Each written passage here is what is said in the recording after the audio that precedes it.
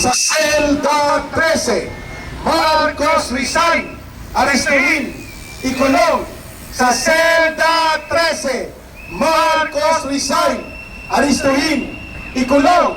Sa selda 13, Marcos resign, arestuhin, ikulong.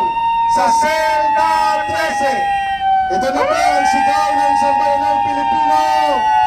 Lumayas ka na, Marcos!